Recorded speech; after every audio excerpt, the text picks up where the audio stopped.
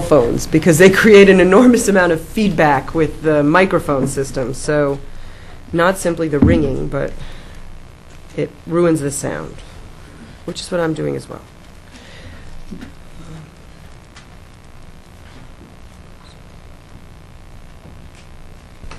If it'll turn on.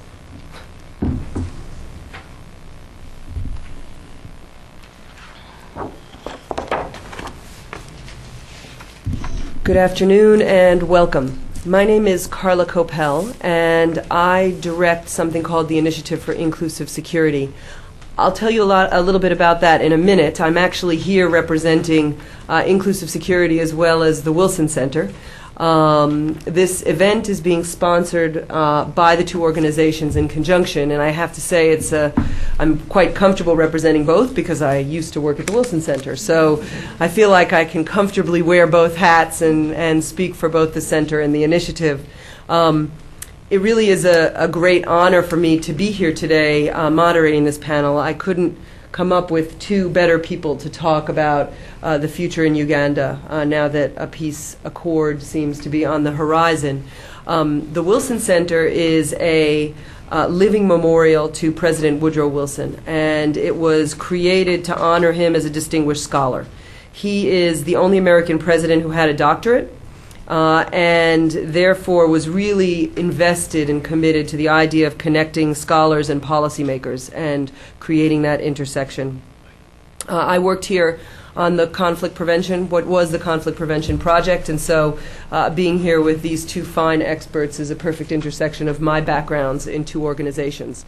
The Initiative for Inclusive Security is a program of the Hunt Alternatives Fund, which is a private family foundation, and we are dedicated to advocating for more broadly inclusive peace processes. And by that we mean, how do you build peace in a way that fully involves civil society and particularly women in peace building around the world? It's no coincidence that we bring you two experts today, and I say foremost experts who happen to be women.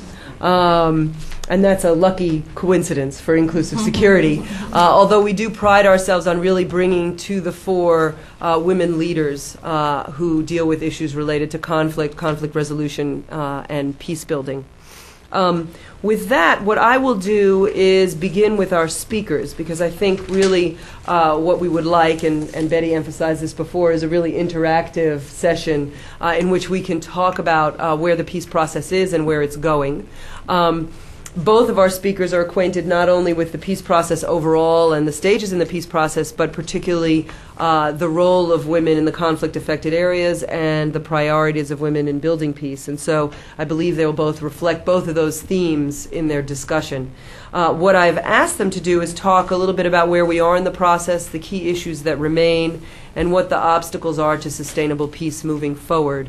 And so I'm hopeful that we will have a robust discussion about that. We will start with Caroline Bungwe-Dembe, who is the advocacy officer for the Uganda Women's Network, which is a national organization of women's organizations that works broadly on women's empowerment. She's been lobbying for the rights of women and children in Uganda for over 15 years and has a legal background that she's used to work on gender-sensitive legislation and policy in Uganda. She's an expert in post-conflict reconstruction and good governance and democracy, and worked with Focus Uganda, the Uganda Association of Women Lawyers, and the Uganda Christian Lawyers Fraternity. She's been actively involved in the peace process.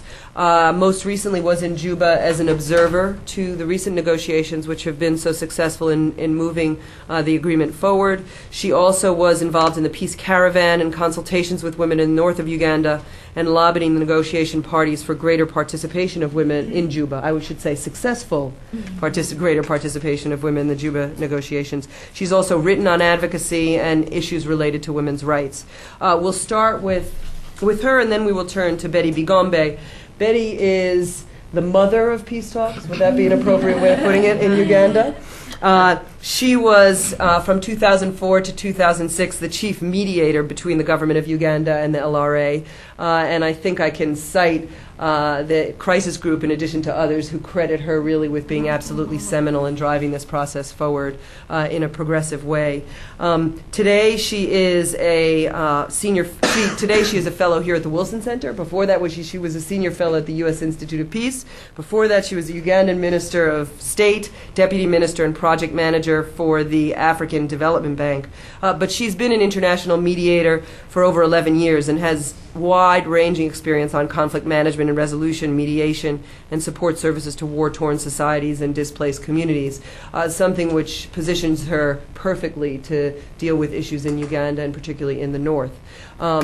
With that, I will turn to Carol and ask that she begin with her discussion on the issues of the peace process. Okay. I'm actually very grateful for the government of United States. I'm here on the International Visitors Program, and it was really an opportunity also for Inclusive Security to use this space to be able to enable the Uganda Women's Coalition for Peace to be able to give the success story because it has not been easy.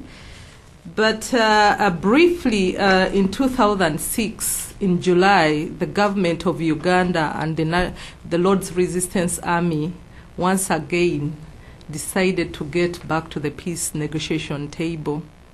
And it's then that the women of Uganda looked at themselves, because government of Uganda did not have any single woman on the negotiation table, even if Betty Bigombe had laid the foundation stone, but there was no single woman, and the ORA had one woman. And it's then that we started the journey of lobbying for the presence of women on the negotiation table. We did get in touch with the Minister of State, who's also a woman, and we were able to ask for our presence to be recognized on the negotiation table, because men had fought, but finally when they were discussing peace, again women were left out. And I'm glad to say that the government of Uganda has included Honorable Christine Apello as one of the women on the negotiation table. And also the LRA added the second woman, who's a lawyer, Jane Anywa, who we have also worked closely. And to us, that was a very big achievement, because then we had inroads to be able to push for the issues, the gender issues. We have been able to analyze, as a coalition, to analyze the gender-sensitive issues in all the 5 agendas. The first one is the cessation of hostilities agreement. And I would want to say that actually, as much as the men were saying, let the guns fall silent, they were not looking at the bodily integrity of women, which had been a battlefield for the last 21 years. And so we asked and requested the mediator and the 2 parties to make sure that actually the cessation of hostilities agreement or monitoring group would have at least 2 women.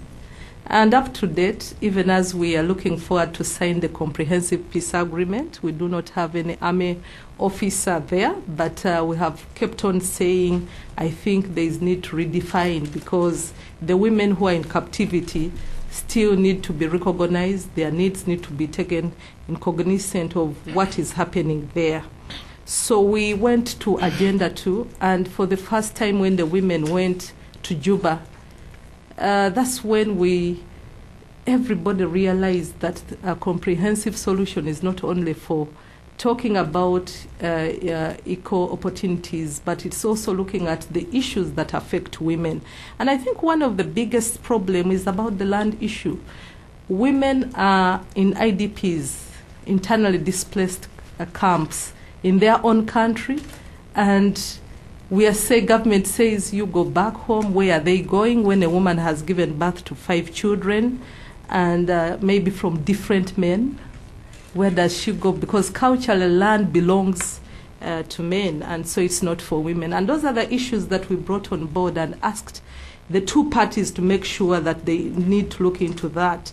And then the other issue is about economic empowerment. We have now the post-reconstruction development program, but does it have a gender component in it?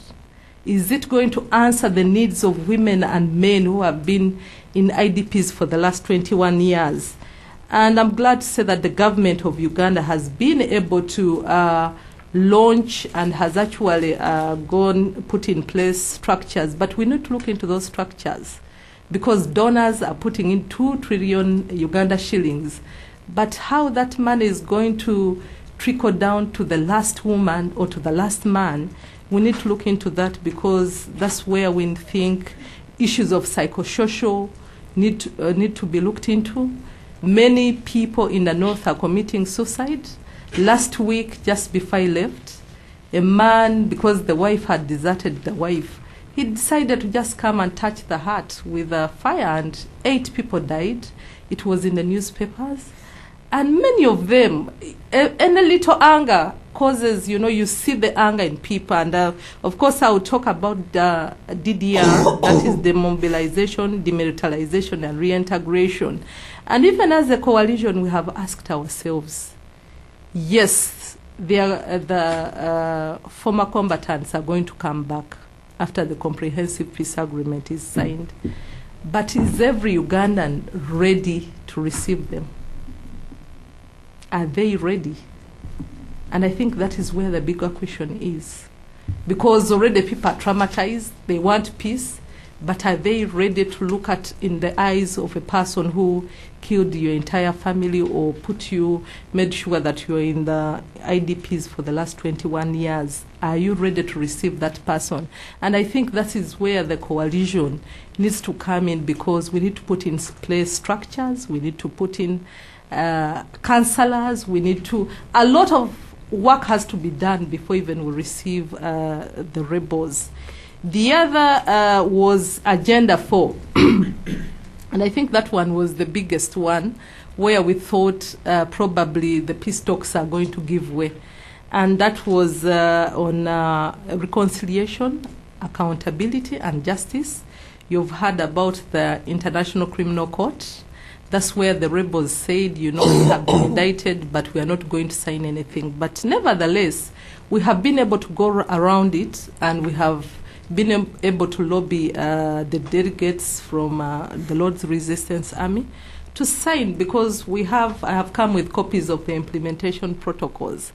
And we said, well, there is an avenue where you would be able to still be able to appear in the courts of Uganda.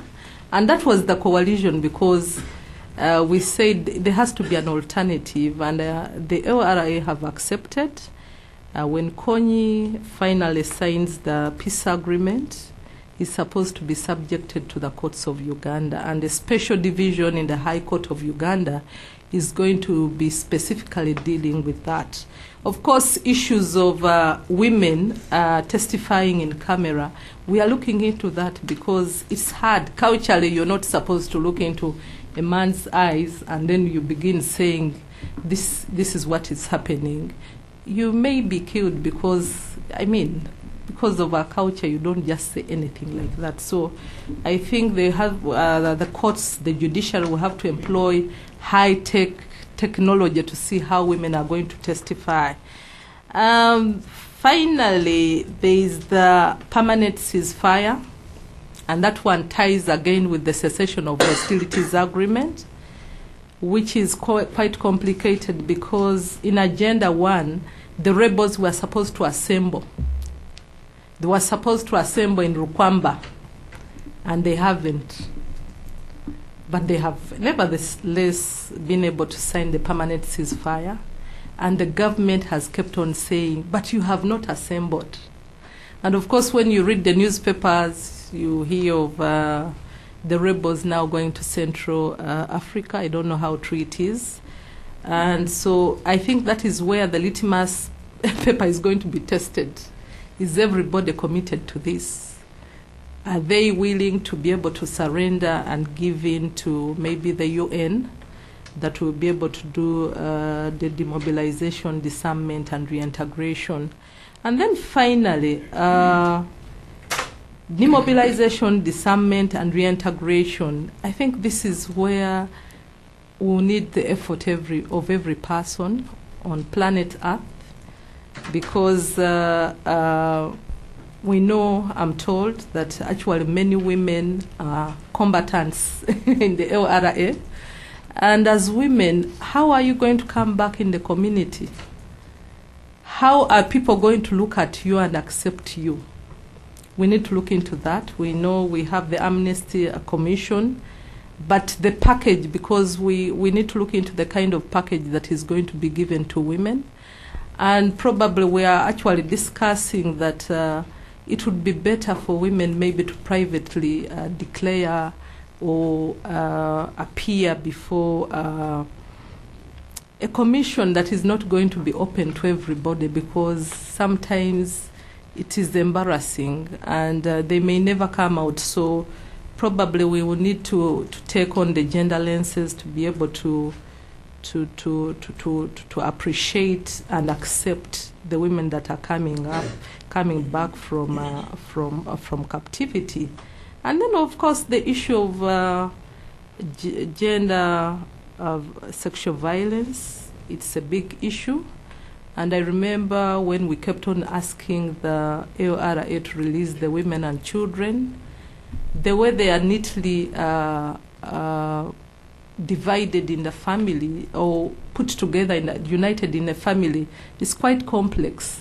UNICEF has tried to come out, but we need to appreciate and maybe understand where these women and children are coming from. Recently, the second commander in the AORA camp was killed, OT.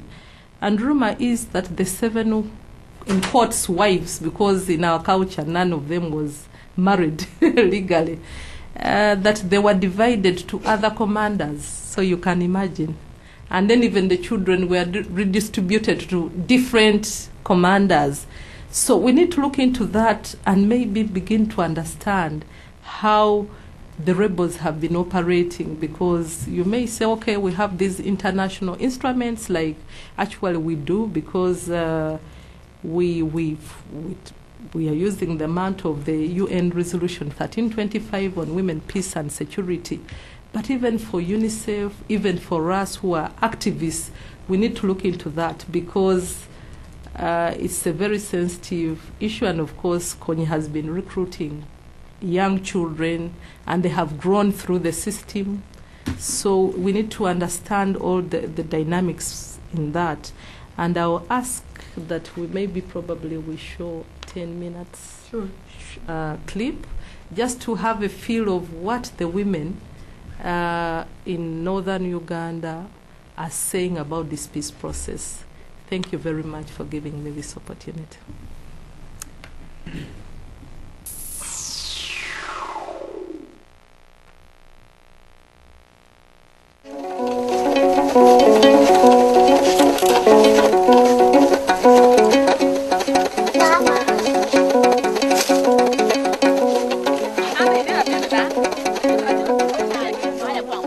A sniff of relative peace has enabled the women an attempt at conducting their domestic affairs with relative ease, for some of them in the comfort of their ancestral homes, but for a great majority still in the camps.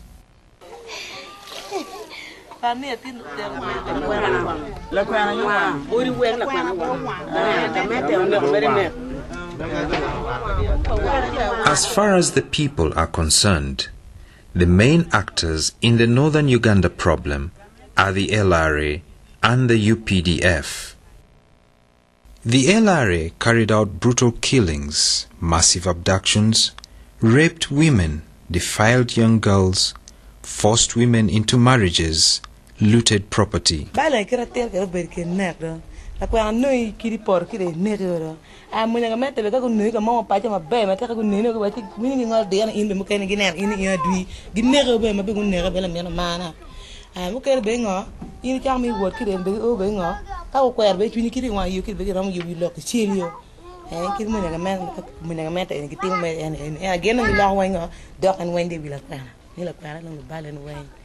In 2003, in June, in the morning, on the 20th, they captured the whole place.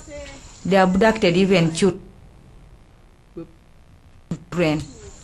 I was being beaten this year, I was being pushed down, even you see my chest, pulling me down. Meanwhile, they are killing their father. Some rebels are raping the what? The madams of my what?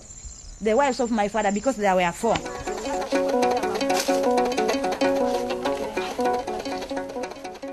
The UPDF, first and foremost, failed to protect its citizens, and more often than not, indiscriminately killed people, raped women, looted property.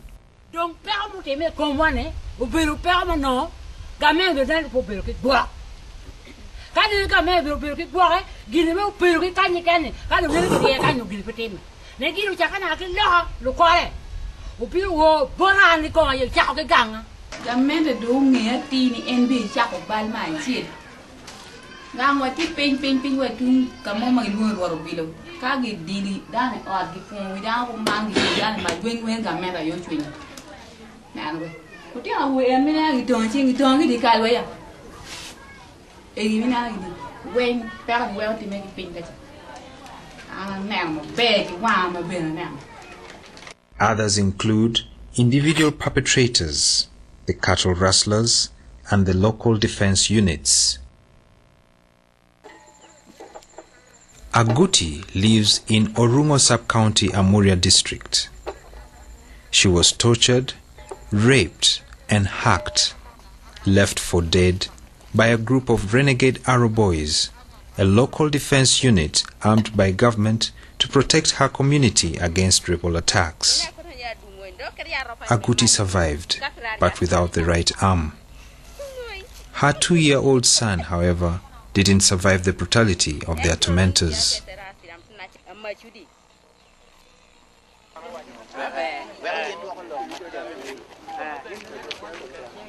This is Omot sub-county in the district of Padere in northern Uganda. This road junction is commonly known as Kona Pachulu. Here, 2 incidents of brutal massacres of innocent civilians were conducted by the LRA combatants in August 1991 and in October 2002, respectively.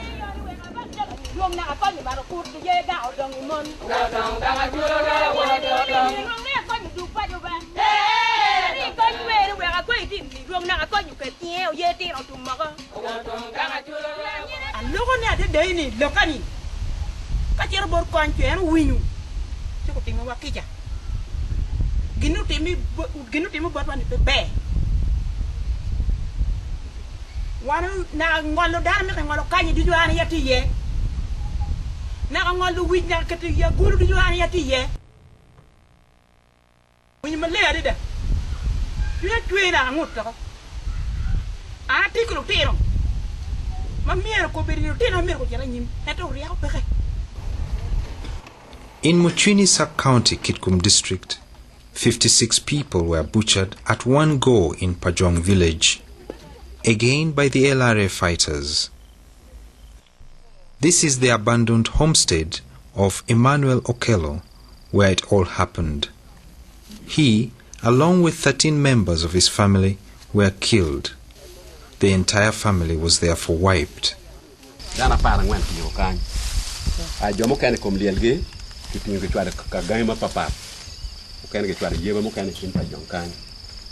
The women also believe that government failed in administering effective governance.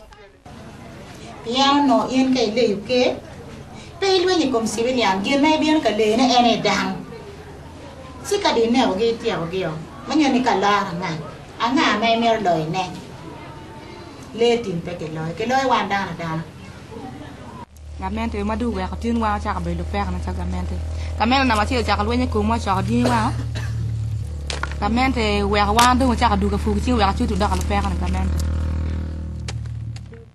yo mi a chen yo pa gamente di mari di raping im ta cha la am ma lo ni ker ken wa e wa ni twara ba ko mo nya gamente yo bion kwanya gi on mo burka chil cher raping am yo ka ken wa ka cha karma ke dia wa ke gang ke dia ka ni ken kan to wa to ti ko ma le mo ni ke da mo ma chiu ni ko Tu kero me mo duong ka en ko. Ta kira kira. Ta. Bal gi tung che tu bot gamente. Me na re. Angi ko ma pumbere dong ke lu ti on kiji. Gamente bu goy chwara goju me gi ma gi ne ri ne na ri o wi ka bu wa mon ki lu ti on chingi ma mon pumbere cha ko chera be gang. Goju ni ma gi goy gi chwara pa. Reto me di moro. Giti mi operation la jo. Kware pa ni ni be po me gi chang ma twal. Tu mu ke no biun chon tu ne ko ma gi che. Ma ba ni we ai chinga gamente goju ma gamente goy dan ni. Ga chwara gi ti ba bu pa ti ko. Chiok ke ba de. Ma an ia ba yom ye kum gamente pa jo me na re. Enerve abon wen me do ma dek 2004. Lumon pa UPDF gu wa ota ot ma dit teleman permanent building. On my veranda I had piled the beehives, about 45 of them, because I'm a beekeeper. So some of the hives colonized, and there was now honey. So those UPDF went looking for honey, harvesting. In the process, the bees became very wild. They left the fire burning all these hives. Then the fire caught the roofs, and that is how the house got burnt. Although the government of Uganda and the LRA in principle agreed on the framework that will enable the development of an implementation protocol, it's important that the wrongs and violations, especially those against women, be carefully handled in the redress process.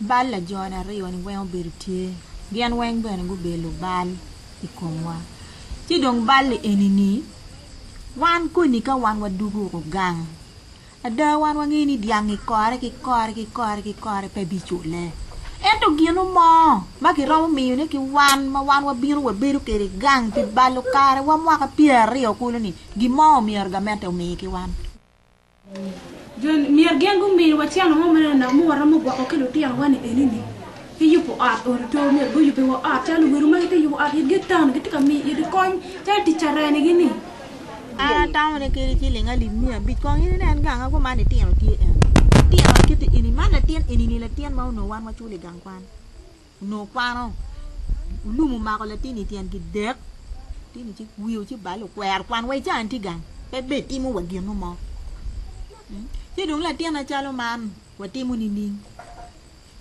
The way of helping those children should be some which are in school should be paid in school, and those ones who are dropouts should be taken to tailoring or mechanics anywhere.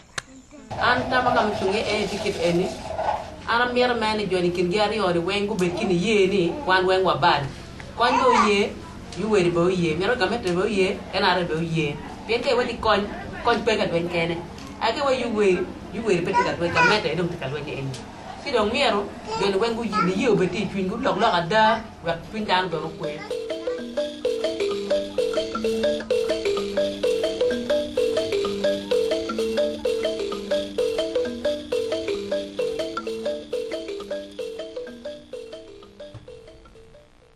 Betty. Oh, what now? I'm still watching the film, the documentary. Yeah. Yeah. Well, thank you very much indeed, and I would also like to thank you who have come out here, that you're showing interest in what is going on in northern Uganda. I wish I had better news to give you. Because while we all believe that a landmark progress has been made, and that the peace talks has never gone this far, and that we were all looking forward to signing the peace agreements, but there are a number of things that still causes all a lot of concern and worries. Because one question is, will CON finally, will CON sign the peace agreement, as at the moment they're talking about 28th of March. There are a number of things that are going on that causes concern. both as far as I'm concerned, talking to LRA peace team, as well as talking to government team, and talking to some other individuals who have been observers. What happened on Tuesday, whereby there was an encounter between LRA and Uganda UPDF, Uganda Army, is very discouraging. Discouraging that a source from the UN tells me the group confessed that they had been dispatched to go to Lubankene. This is at the border of Southern Sudan and Uganda, which was for a long time a strong base of the LRA, where apparently they had gone to pick up weapons. Now this encounter, both sides lost, lives were lost. Of course, this is already violation of the cessation of hostilities agreement, which was signed very recently. So I would re-echo what Madame Caro has said. Are the parties really committed to this process? To many people, Kon's movement, or part of his team moving closer to Central African Republic, does not reflect a commitment to a peace process. Of course, for a long time, for now, ICC has become the scapegoat, whereby LRA is adamant that no peace agreement is going to be signed unless the arrest warrant is dropped. On the one hand, the government is saying, well, let's sign the peace agreement, then we have something in writing that is binding, then we could possibly go to ICC and the UN Security Council and make a request. So there's a stalemate at the moment. It's a chicken and the egg, which should come first. But hearing this directly from a very close person to Kon will not sign the agreement on the 28th. Now, if he does not sign the peace agreement, what is likely to happen? Is Uganda government likely to go after him in the bush and try to fight him? What about the lives of the children and women who are innocent in there? Some people are saying that maybe defection should be encouraged if he doesn't sign the peace agreement and he does not agree to come out. In my conversation yesterday with one of his trusted persons is, do you think, in your own honest opinion, if the arrest warrant is dropped, do you think he will come out? No, he will not, because he has said he saw what happened to Charles Taylor of Liberia. He saw what happened to Saddam Hussein. He saw what a few other people that have been arrested. So he's not, even if the arrest warrant was dropped, he's not going to come out. So what options, in the absence of that, are we left with? Well, as I said earlier on, would Uganda government go after him? What about the international community? What role can they play? What I see as possibly feasible is that at the moment, Kon has been greatly weakened in terms of weapons. And if his communication, movement or that of his troops were limited, then it would even be difficult for them to go and retrieve weapons that were buried in other places. And that would further restrain him. It would also mean a protection of civilians so that he does not abduct any more children to strengthen his forces. The other thing is, of course, supply of weapons. That a country like Sudan that supplied him with weapons in the past and gave him sanctuary is kept under watch to make sure that that connection is not made so that he can come back to fight. So my sense is that we're not likely to see progress much as we had all hoped and prayed for, and particularly to the people of northern Uganda. But it is also my conviction that what I said earlier on, restricting their the movement of LRA in the countries where they are, ensuring that nobody supplies weapons, ensuring protection, as all these people were saying, that so that they're not vulnerable to the attack and abduction by the LRA might help the situation. Having said that, and I also know that Uganda government will not be able to act alone. The issue of LRA has a regional implication, as we all know. It's Sudan, it is DRC, Congo, of course Uganda, and now Central African Republic. And there has been a lot of investment by the international community to ensure peace in Sudan, so that the comprehensive peace agreement signed between Southern Sudanese and Northern Sudanese will be implemented. There's Congo, which has been on and off fire, which is still a very delicate situation. LRA's presence in the country compounds the problem. So it would have to be a joint responsibility of these governments as well as members of the international community. Having said that, even if, as I said earlier before, I still believe that with those recommendations and many others that are thought of, there will still be peace in northern Uganda. But peace cannot survive in a vacuum. It has to be supported with some tangible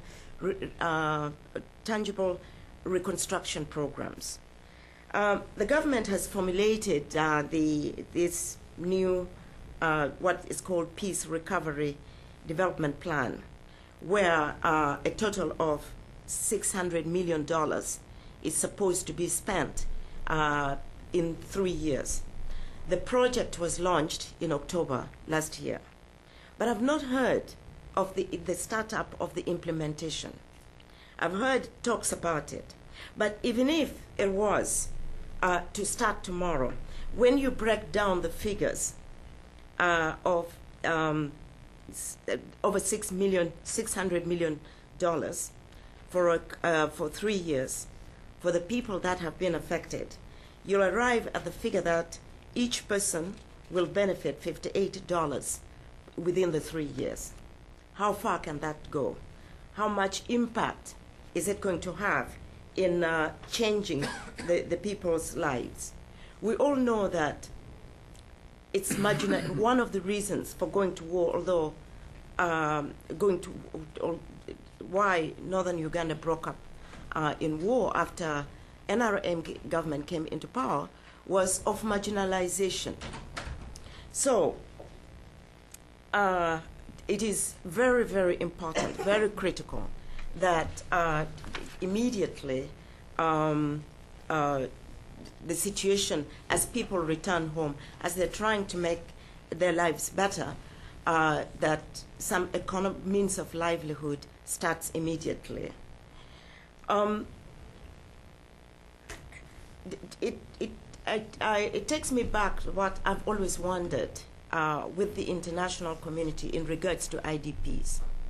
I've always wondered why IDPs are not given some microcredit facilities, especially the women, so that they can trade, so that they can conduct some kind of business that can help them, so that when peace finally prevails and time comes to go home, they have something to go back, to fall back onto.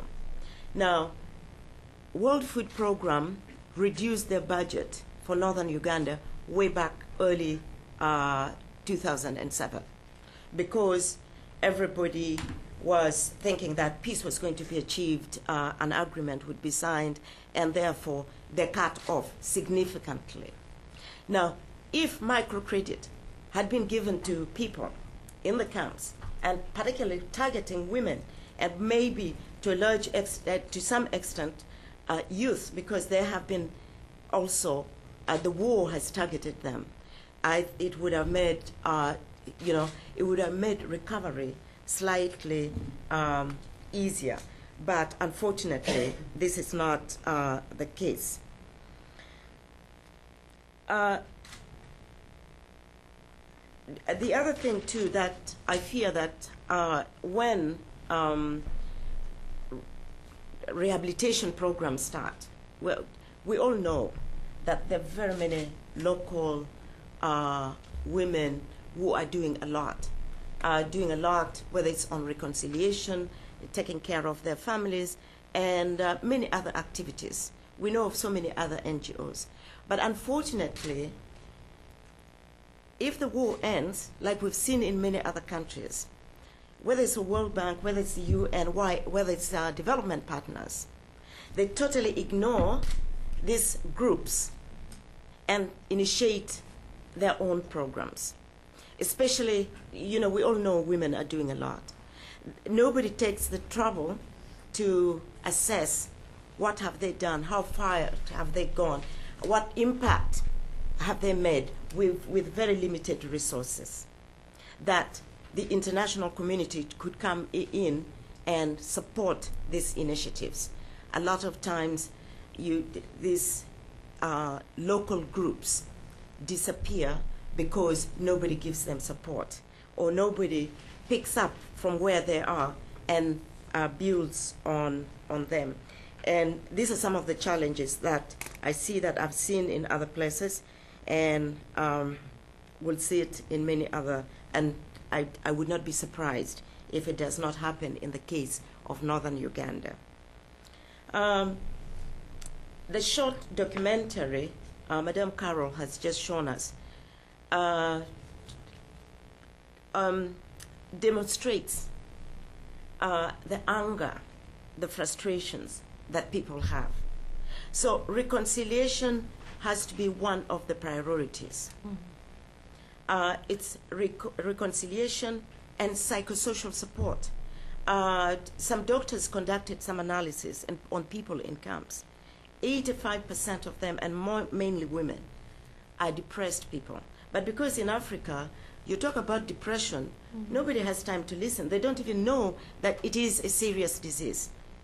She talked about increasing suicide, but there is also a huge mental problem. A study that was done recently shows that 23% of people of the districts that have been affected by the war are mentally disturbed, and the number is going higher. So you cannot talk about development when a people, at least not in the long term, what they think about is living from one day to the next. So these are some of the very, very urgent areas that need to be dealt with urgently. Because if people are despondent, they're not thinking very much about tomorrow. They're thinking about just survival for today, because they've given up hope in life. I hinted on reconciliation. I think I'm looking at it at different levels. One is among the Acholis themselves. Of the many cases where fathers have told their girls who have returned with children that we cannot, you are ashamed to us with your children, the children of the killers are ashamed to us, we cannot accept them. So you need to prepare the community to accept and live with their people. It is not just within families. Recently, in December, when I was back, when I was in the camps, and I was asking why people were moving around. They were going out to the field to cultivate. Why were they not going home? The reasons given, besides, we can't go yet, there are no schools, so we have to leave children in the camps. Or this, we're now used to pumped, safe drinking water. We cannot, go back to those wells we used to. So you have those basic social services that they need. But the others were telling me, we are scared because we made enemies while we were in the camp. When you're all cramped up, it's very easy to fight one another. So some of them are simply scared to go home because they think they will, the problems they created while in the camps might haunt them when they return home. I also had a meeting with LRAs who have returned, both, the commanders, the child soldiers, the child mothers. They exactly express the same worry of being insecure. They say, even now, when we rent little homes with the community, there's a lot of hostility. You pray that nobody knows that you are a former LRA, or else you become a suspect if there's any problem. And of course, those people who have victims that have lost their loved ones are always talking loudly about them, lamenting, so that we can hear. And this creates a lot of fear to us. So it brings into question when people start saying, oh, people are ready to forgive. Now, it's okay now because there's no total peace yet. What if people go back into their homes? Are they not likely to start revenging this? So reconciliation for people to start cohabiting with one another, live with one another, is very crucial at this point, and not to wait until they've gone home. The documentary also clearly showed us the anger against government troops, what they've done. No, let me go back. LRA is mainly dominantly Acholis. The neighboring districts have been hurt. Their children have been abducted, they've been killed, they've been maimed, to a point that at one time there was a lot of hostility towards the Acholis by the other tribes. So it is also very, very important that that regional reconciliation takes place. Then we heard about complaints about government troops committing atrocities as well against the people. It is very important that if Uganda is going to have a sustainable peace, that there is national reconciliation. A framework that is worked out to enable people to come and give their testimony, and where some kind of punishment or where they feel justice has been served is very, very crucial if Uganda is going to have sustainable peace and look at one another as one people. And I'm saying this because I also look back. It's not that just what happened within the last 20 years. It is what happened during Idi Amin, during Idi Amin's time. Some of us feel are still hurt about what Idi Amin did. And so you want somewhere to vent your anger, somebody to know that you still look at people who come from where Idi Amin comes from as those people. When you start talking as those people, it's not very friendly. We want to look at what happened during Obote too, because to a large extent, the war in northern Uganda has been treated as an Acholi problem and not a national problem. Because most Ugandans feel that during Obote II, northerners hurt them, killed, stole, and committed a lot of atrocities. So this also needs to be heard, because the people will say, well, let them also suffer, because they inflicted a lot of pains on us. So it is a national reconciliation that can help the people of Uganda recover from this. I don't know how much time I have. The other thing is security of the people. it is very important that the police force replaces the army immediately. A lot of times we overlook the importance of getting the police force coming properly trained to ensure law and order within a community that has been destabilized for a long time. This security would go to also protect the former combatants who feel insecure. It will go to, well, generally to ensure law and order and help in building confidence. The presence of the army is associated with war. And to people who have suffered for a long time, they do not want to see those uniforms again. What they would want to see is police, because it's associated with law and order. But as I say all this, and the presence of police would address gender-based violence. A study that has been conducted clearly says that there's very high rate of gender-based violence. Of course, the frustrations in camps and many other problems that has aggravated that so much.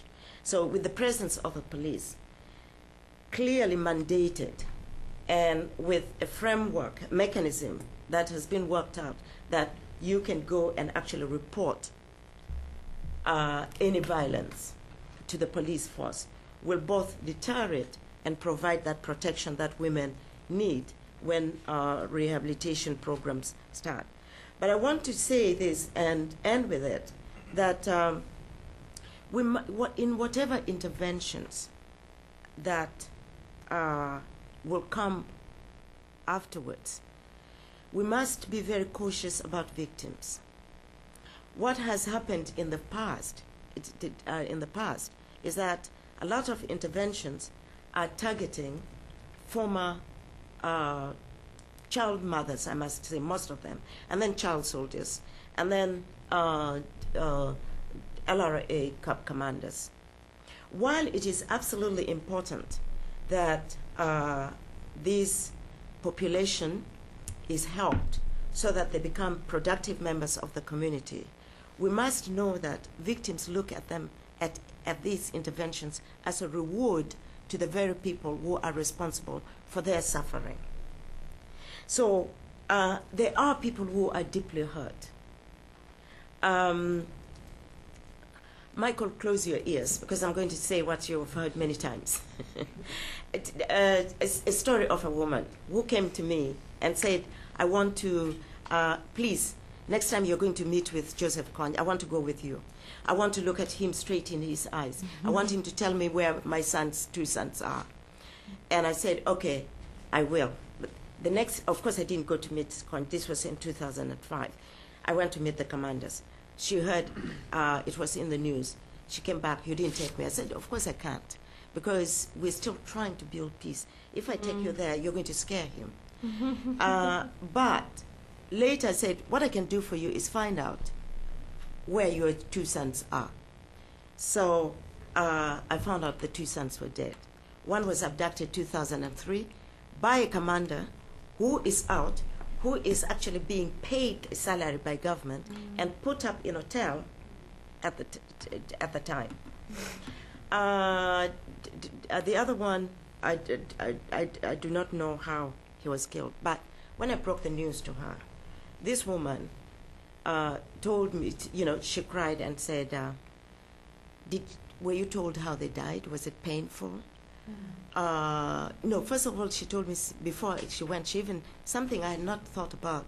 She said, now when I hear LRA has killed, when I hear LRA has raped, I keep thinking, I'm now a mother of rapists. I'm now a mother of killers. I'm now a mother of children, people who destroy for the sake of destruction. So I'm really a changed person. I'm so deeply hurt. Now, when I told her sons were dead, the first question is, was it painful? Was it by the gun? Did anybody bury them? Or were their bodies eaten by animals? Is there somewhere I can go and pick up the bones and give them decent burial? And of course, later she says, I still have 2 sons. They will also revenge. They will kill those. They will also go. We will identify the killers. They will also kill them. So these are things that can easily emerge. That revenge, if justice is not served, can very, very easily take place.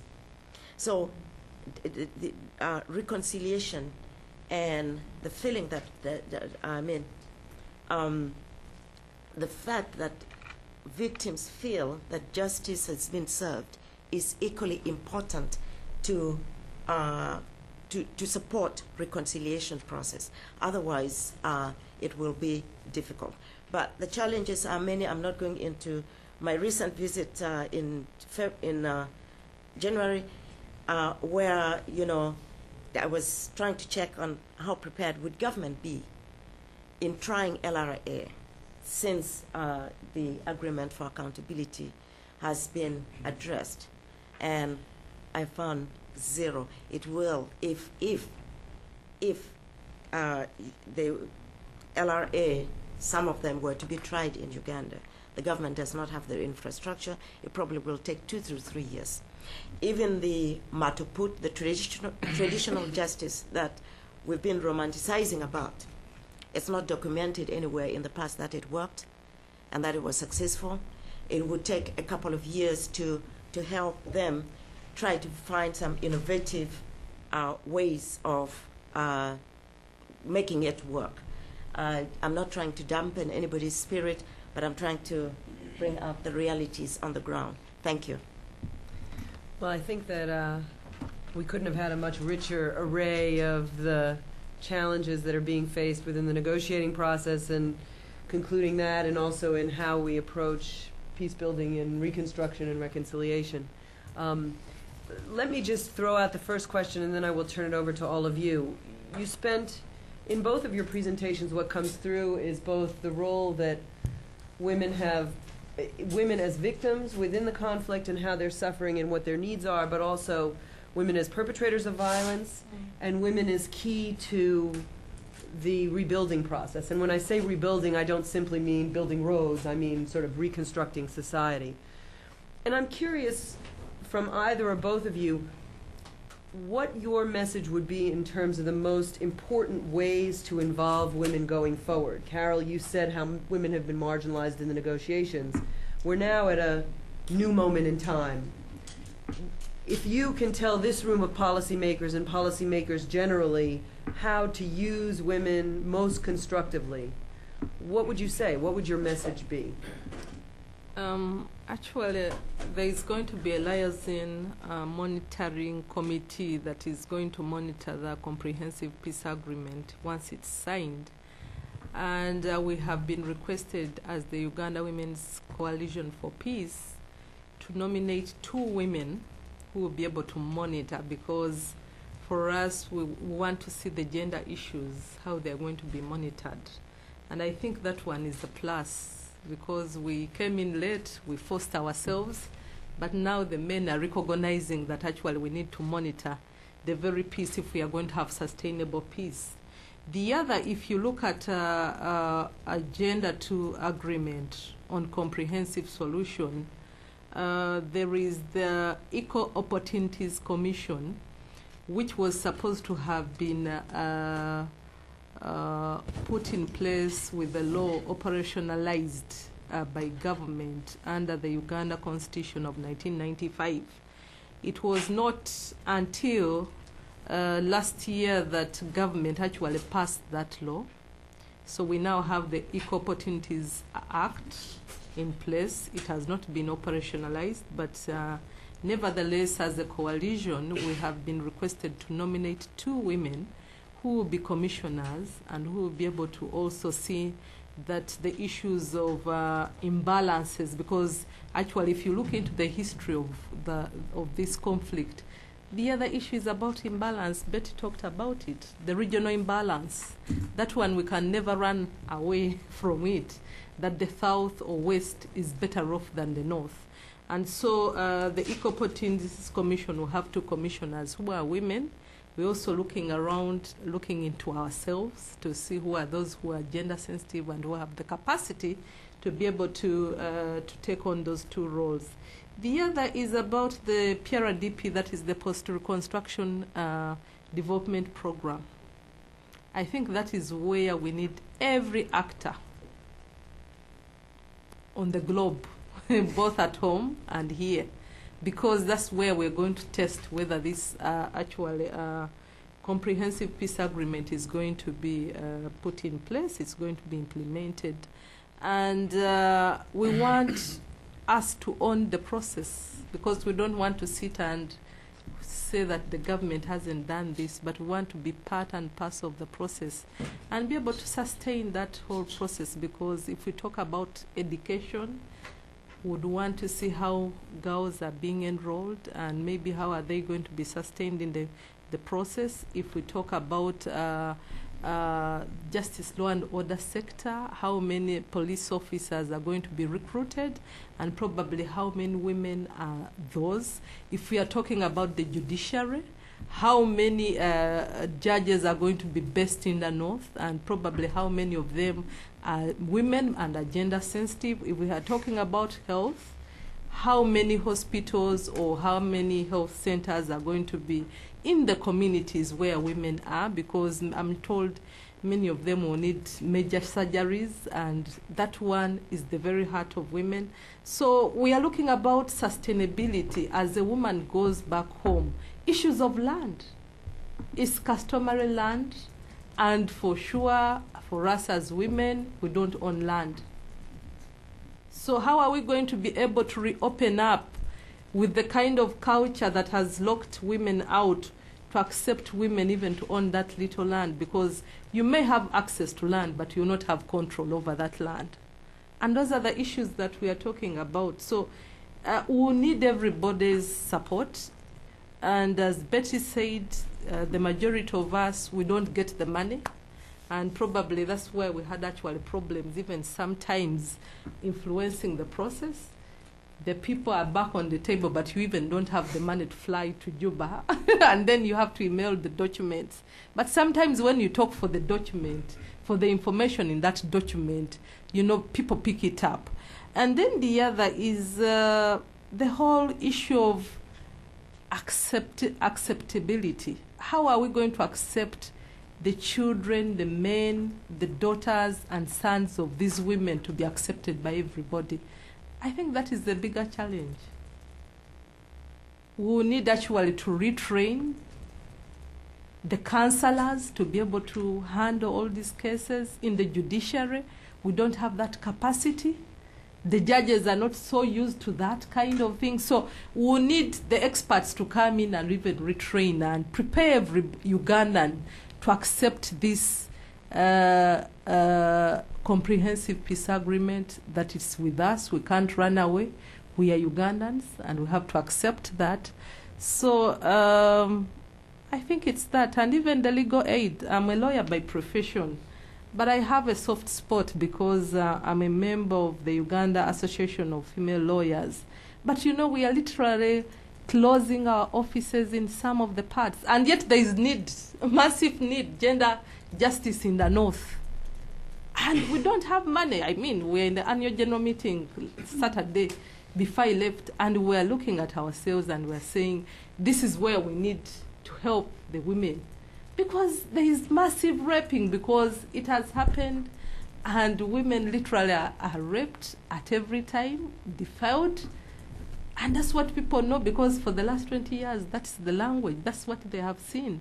And so we will need everybody. We will need those who have the money. We will need those who have the expert skills to bring on board. We will need everybody on the globe to make sure that actually as Uganda, we are united as a nation and we are able to move forward. Thank you.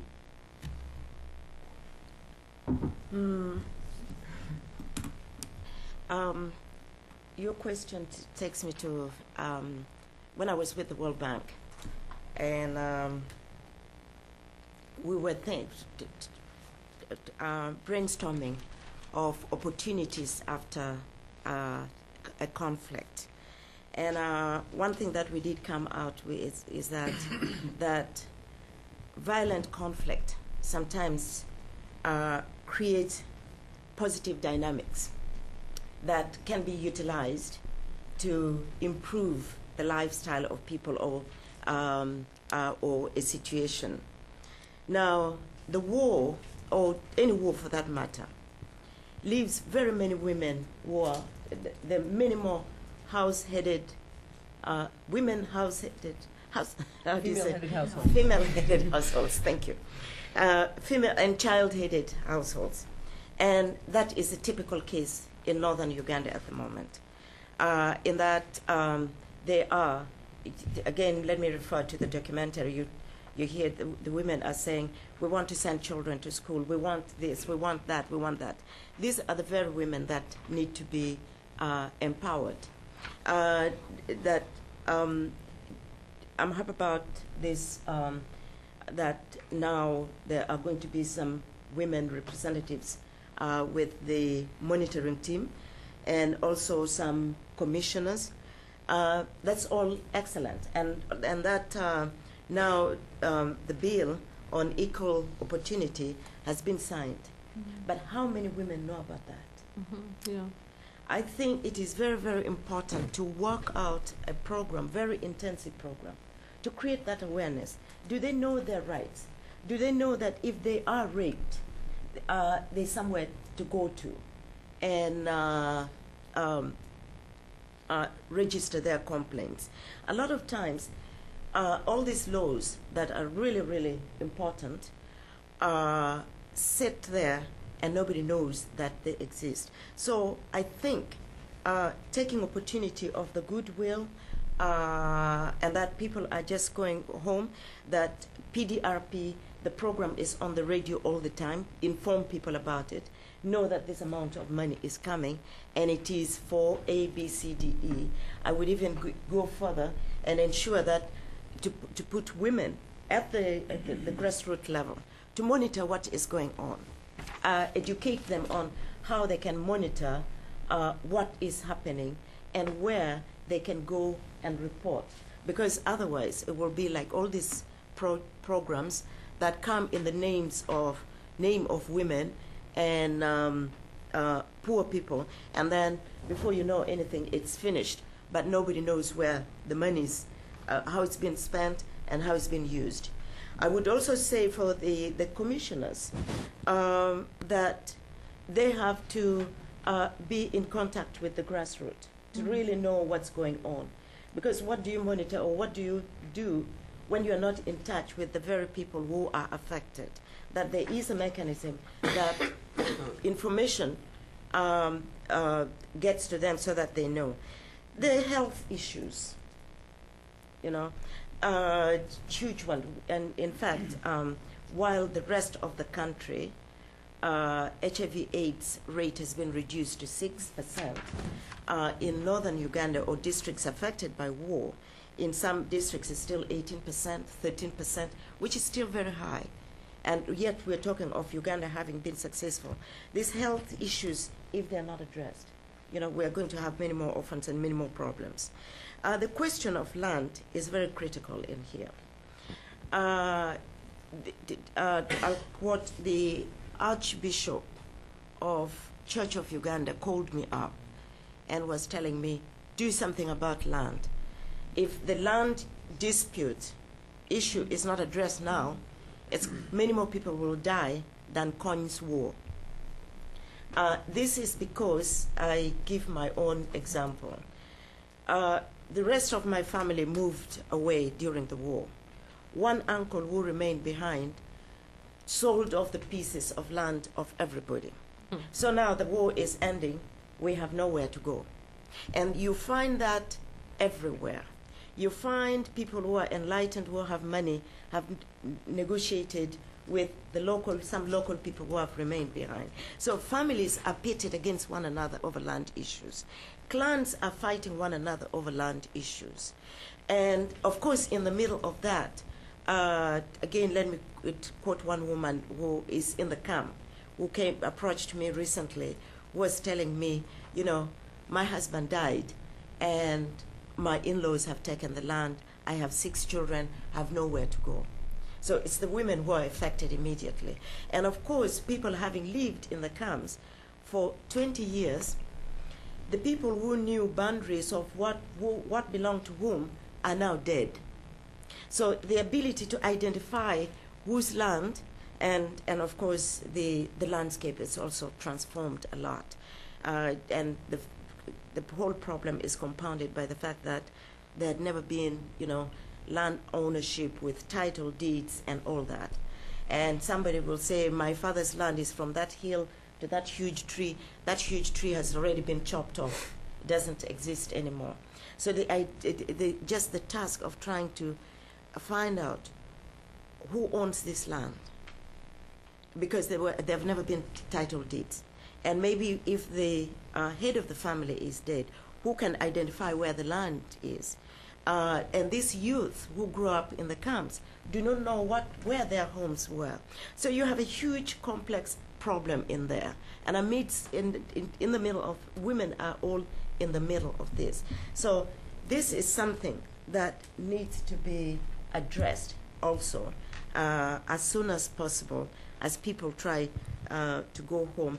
And of course, with the fact that now that we have in Uganda equal opportunity, that women have their share of the land, but who is going to guarantee that?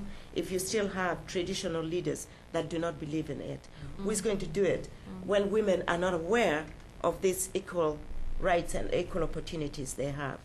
So, great, thank you.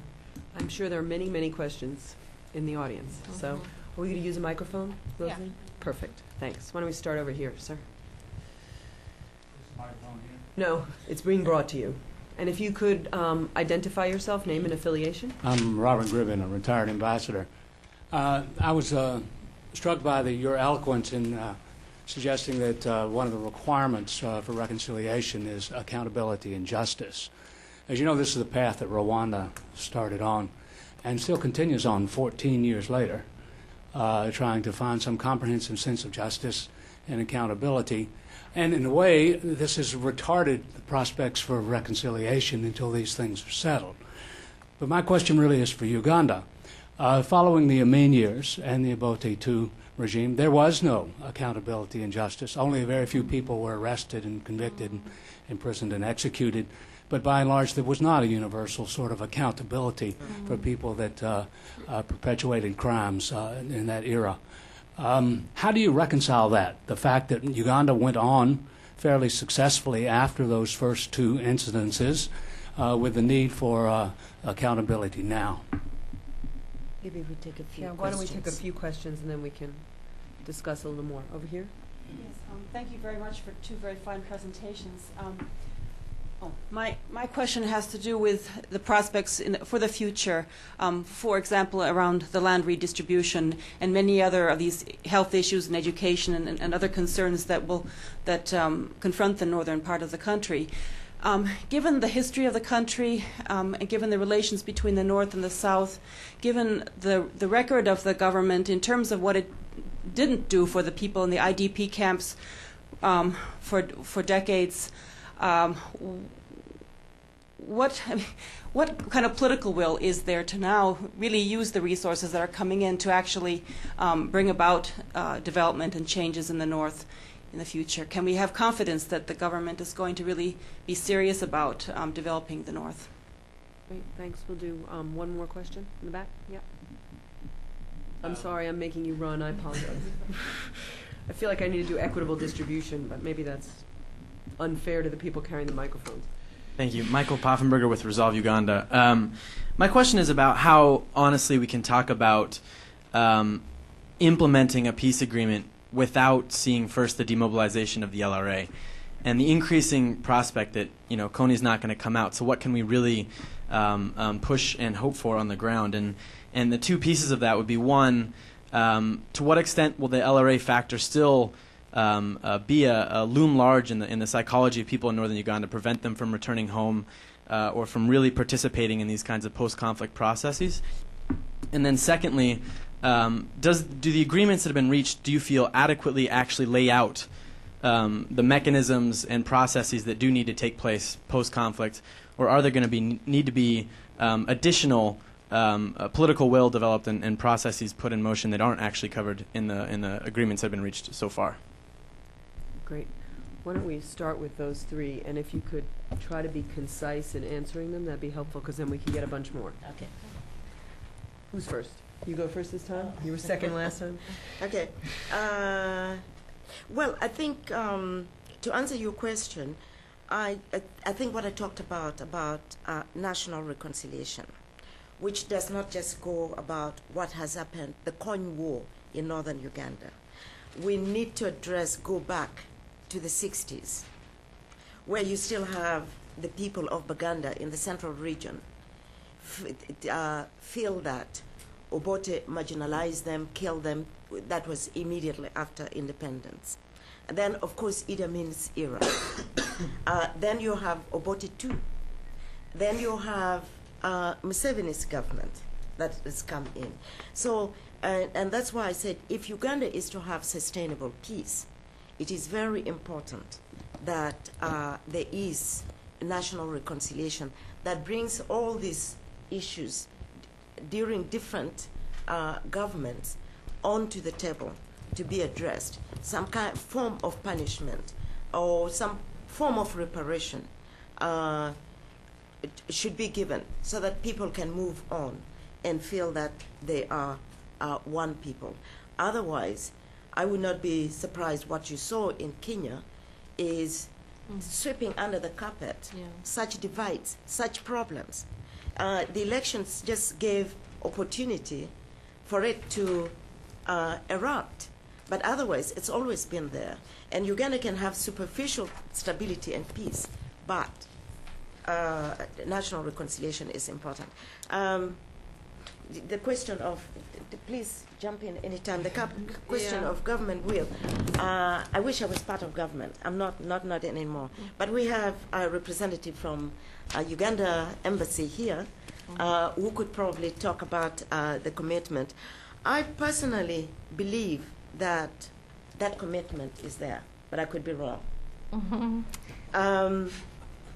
Wrong in that, the fact that, first of all, what I've seen during this period, what Museveni has done towards peace, I'd never expected him. He went to Juba, he shook hands, he received the peace team, invited them to, had several meetings with them, and a number of other things that has happened. And then for the development, I'm happy for the fact that Uganda government did not wave to the international community, Northern Uganda needs development, that it has its own document that has conceived and by a ministerial steering committee. This is the PDRP, and has put, it talks about the government meeting half of the expenses, about more than about $300 million.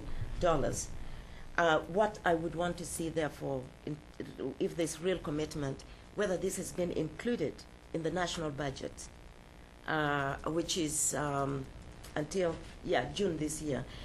If it's not included in the budget, then it's just lip service. But I do not know whether it is included in the national budget. I think I'll give her opportunity to answer the others. Thank you very much. I want to say that actually the final comprehensive peace agreement hasn't been signed, and we are very hopeful and very expectant that on 28th March it will be signed. However, the issue of ICC still comes in, because as I left, the newspapers were saying that actually the Kony, the rebel leader, had instructed his lawyers to go to The Hague and be able to see how probably they would put on hold the indictments. Of course, there's a process. You either have to go to the prosecutor will have to to officially say that, you know, I'm removing the charges to Kony and the other indictees, or through the Security Council. But our government has said they can only do that to put a roadmap of how this peace agreement is going to be implemented until maybe probably when the peace agreement is signed. So it's still a bit tricky. But I would also want to say that to build the confidence of the LRA especially, and it's something that we suggested as a coalition. You remember December 2006 on 21st, there was a deadlock on the peace talks. Until 26th of April 2007, that's when the talks resumed. And one of the things we're suggesting that we need observer countries that will be able to guarantee the peace talks. And on 26th of April 2007, we had the government of Tanzania coming on board, and their ambassadors have been there to observe. We had the government of Kenya, we had the government of Congo, and that's where Konyi is. We had the government of Mozambique, and we had the government of South Africa.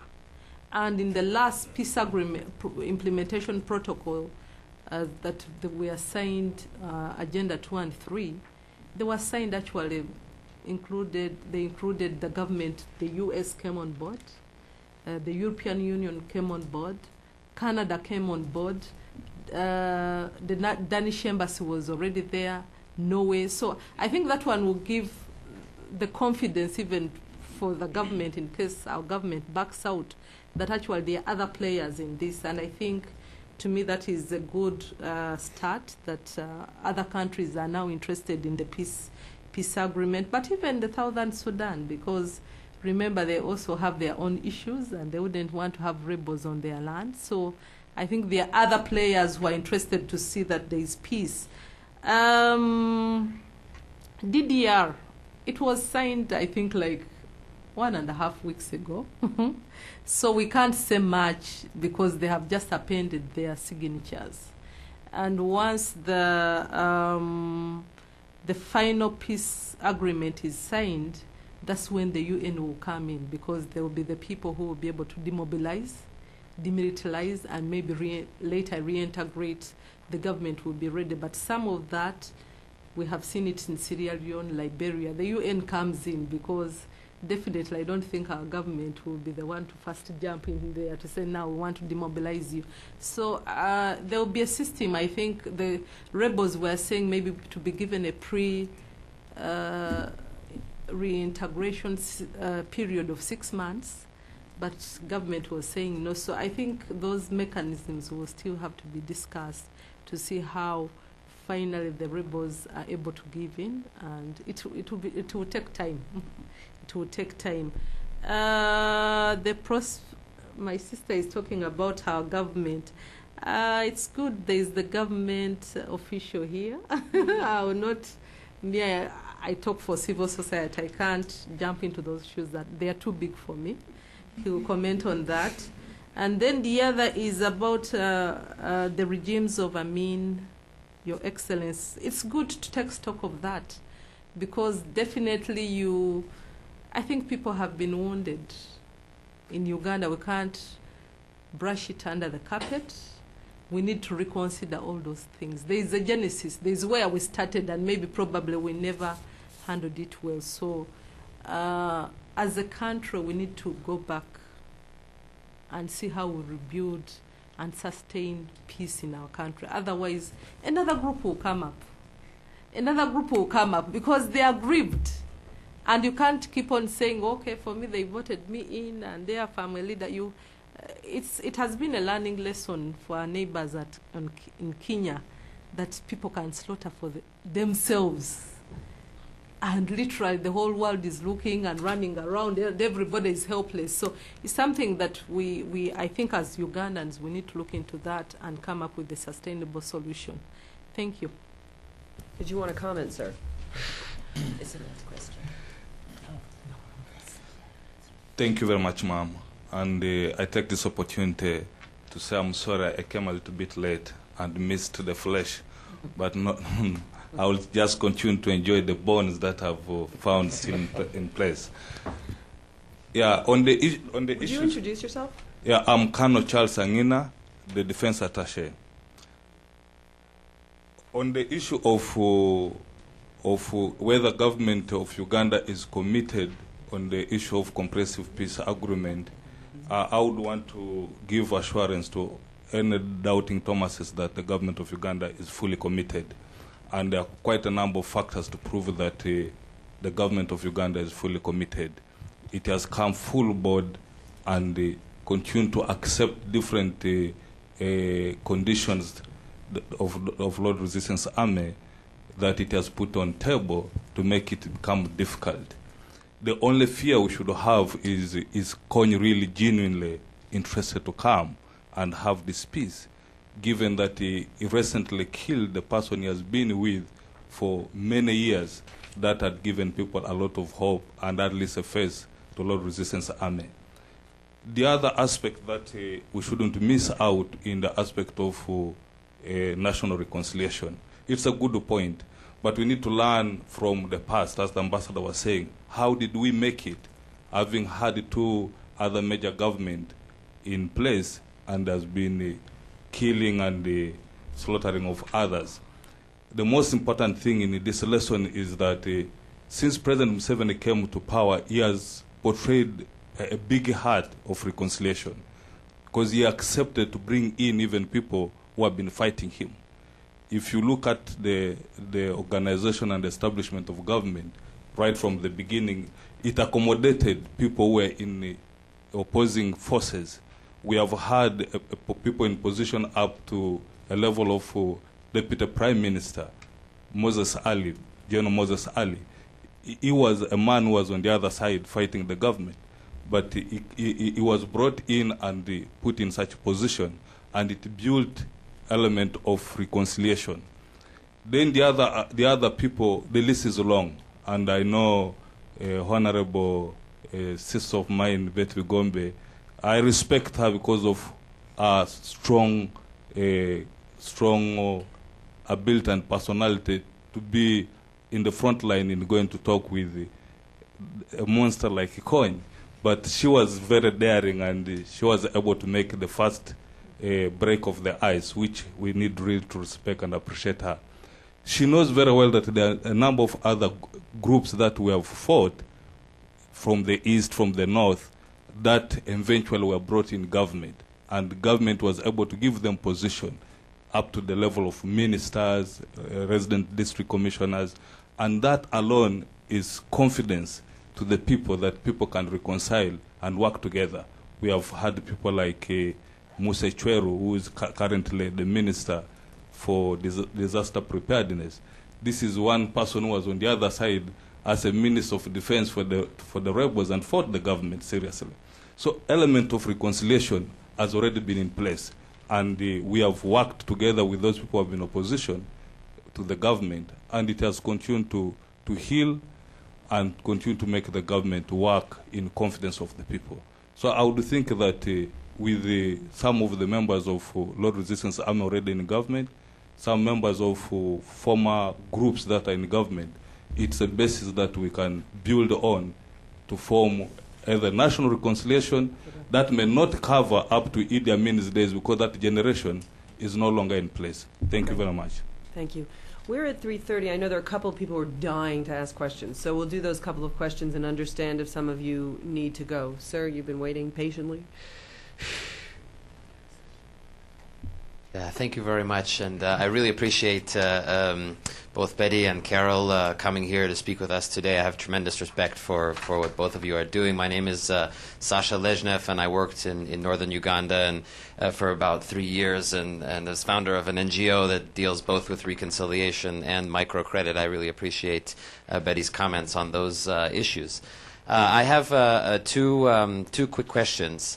One is about the Juba process. So, given that there's a lot of worry about, what's actually happening to the center person here, Joseph Kony, and if he's going to sign on or not, and given the fact that he has the power really to undermine the process, what in your mind are the real achievements on the ground of the Juba process, and how much confidence do you believe that people in northern Uganda have with the Juba process? I left Uganda just before it started, so I'm very interested to hear that. And secondly, Betty, you mentioned this idea of weapon supply, and I think this is pretty critical. And was wondering if you had heard some new reports about not just the buried weapons caches that are still around, but of any new reports of weapons supply and what we can do either from the U.S. or the UN perspective to legislate on that issue. Thank you.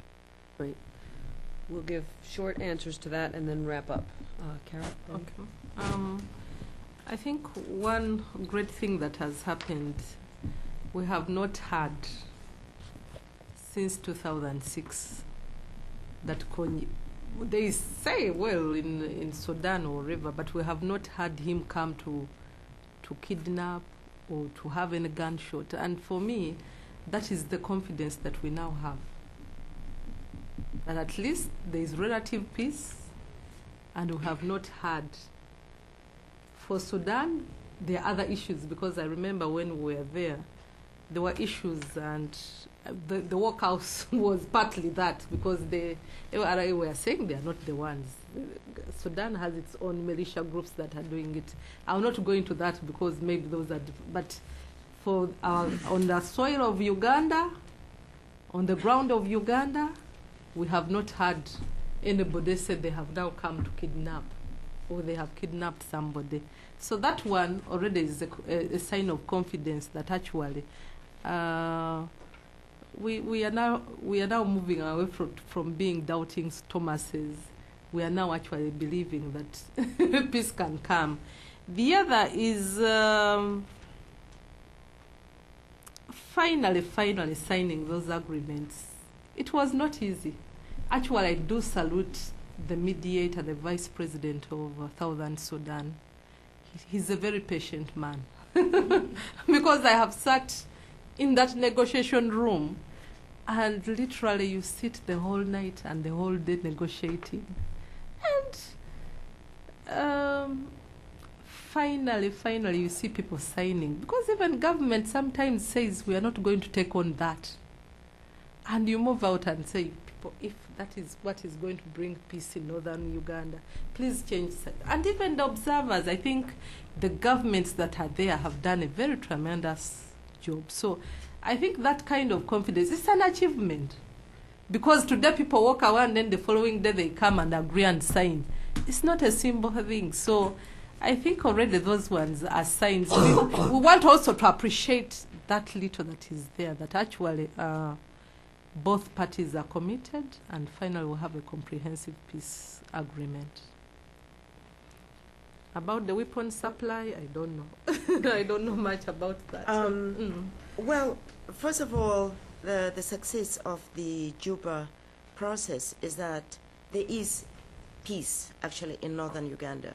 People are moving, they're going about their businesses, and for a people whose lifestyle has been defined by war for a long time now can make independent, well, I put it still in inverted commas, that they're able to go about their business.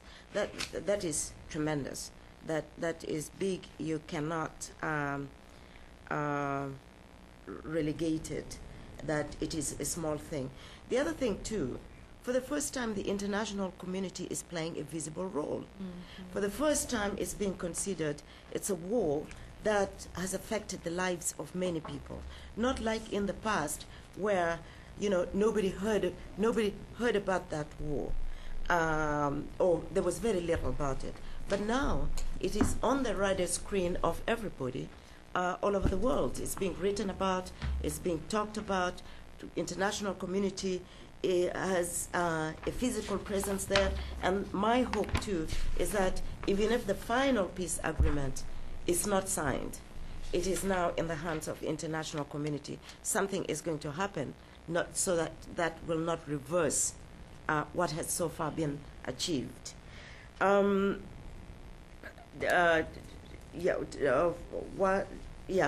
don't think anything can reverse what has so far been achieved. And if anybody tries to support LRA, I think there's more interest from on the side of the international community as well, and that is very important. And the other thing too, that LRA has been demystified all these years. Everybody talked about the meetings we had in the 90s, and then meetings with the commanders 2004 December. But now, you know, people know Kony exists. They know where he is. They know his commander. They know his strength. Where there's been a lot of debate of, you know, how many are they in number. Sometimes some government oftentimes say 200 or 100. Others guess to 2,000, 8,000. But now we know the exact figure. They're 800. So a lot of progress has been made in this process. And if the peace agreement is finally signed, even if Kony does not come out, it can act like the case of Angola. When peace agreement was signed, and the government and Savimbi went back to war, when Savimbi was killed, there was a peace agreement that was used after Savimbi had been killed. And this could be the same thing. I'm not in any way alluding that Kony is about to be killed. But on the question of supply, I go by an independent source that I'm not going to quote, I'm not going to name here. But the group that had an encounter with the government troops this last Tuesday, the commander that was captured said that he was in the group that went to Central African Republic, and they joined up with the rebel group that is fighting Central African Republic government, and that they got some weapons. And again, I cannot say this authoritatively, neither do I want to be quoted, but apparently he said that Khartoum is giving them support. But these are all to be verified, and please let it remain in this room. And if you should talk about it, don't mention my name. Thank you. I know Carol felt like she didn't thank two people or two entities, so your 20 seconds. Yeah, actually, the other party that has brought a lot of confidence in the peace talks is the UN envoy, the former President Joachim Chissano. I think he has done a very tremendous job. We do salute him. And then the gender expert, because for the first time we have now a gender expert who is advising the UN envoy. So already that, I think even the UN, there is confidence that actually these peace talks, we will see light one day now that we have all these other parties. Thank you. Please join me in thanking the Africa program of the Wilson Center. Howard Wolf is the director. Its distinguished African scholar Betty Bigombe and Rosalie